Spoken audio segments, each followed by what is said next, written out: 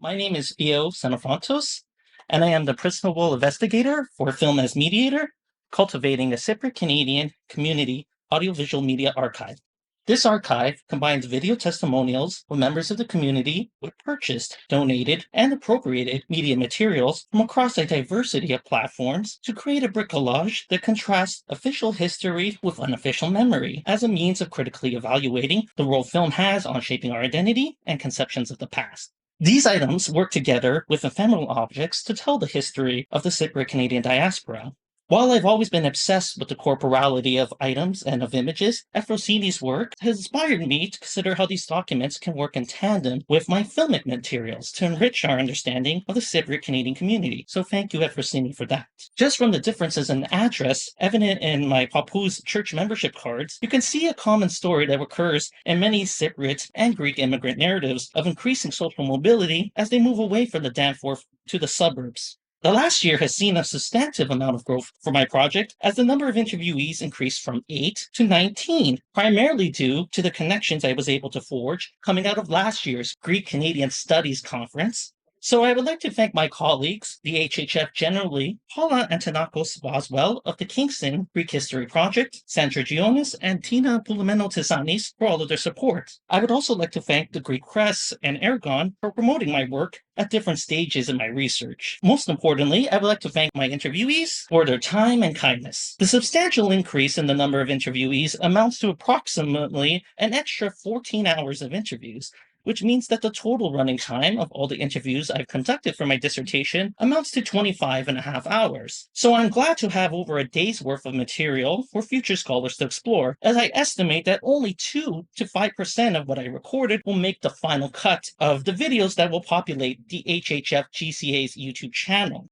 As I've been preparing my interviews to be uploaded to the HHF GCA's digital portal, I have been thrilled to see the linkages between themes and ideas that consistently reappear throughout the interviews. While tales from the Eoka period of the 1950s, the intercommunal troubles of the 1960s, and the junta-engineered coup and Turkish invasion of 1974 were the main focal points of the interviews, since these epochs are what often spurred migration to Canada, my interviewees also weave a rich tapestry as they touch on such themes as intergenerational memory, the multifaceted nature of transnational cross-cultural exchange, and the need to maintain cultural identity through participation in language courses and dance groups. I'm proud to say that I had 4 cousins who were part of the Cypriot dance group in the 1990s and early 2000s. Since I was unable to maintain my cultural identity through these initiatives, I'm using this project and film more broadly to connect to my heritage. I will be using these themes as the basis for a series of videos that will appear on the HHF GCA's YouTube channel throughout the second half of 2024 and into early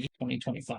Most of these videos will be edited versions of interviews conducted for Film as Mediator. One will be an aggregate video based on a number of Film as Mediator interviews entitled Memories of 1974, which will reflect on the 50th anniversary of the tragic events of that year. And the last video will be a personal, essayistic video made by drawing upon my polyvalent archive of media materials. At this time, it is necessary to acknowledge the amazing work of our archivist Maria Parassos, whose digitization of photos from the Dimitris Mantalas collection will enrich the visual palette of these upcoming videos. I would also like to thank Irene Karaglidis for donating these photos to the university, and Dimitris Mantalas himself for his evocative compositions.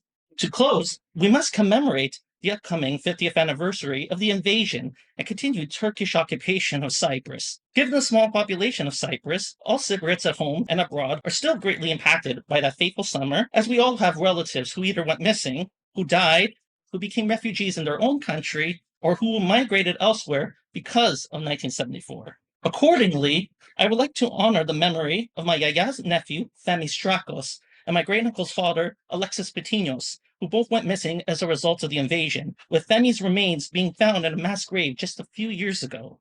Themis was only 19. We will honor the legacy of all the victims of 1974 not only through my Memories of 1974 video, but through two forthcoming initiatives. One of my interviewees, Eliseos, co-founder of Ten Tones Productions, will be hosting a video series on his YouTube channel entitled Cyprus 50 Years Later, and he will be appearing on the HHF History Committee's podcast, Cyprus, An Island Divided, which I and some of you in attendance are on the research team for. The podcast is both historically rigorous and conversational, so I look forward to the Cyprus issue reaching wider audiences with its release between June 20th and July 18th. Even though the Cypriot Canadian experience is richly textured, as it starts before and goes beyond 1974, we must never forget the tragedy of 1974, and we must do all we can to reunify the country. Thank you for your time.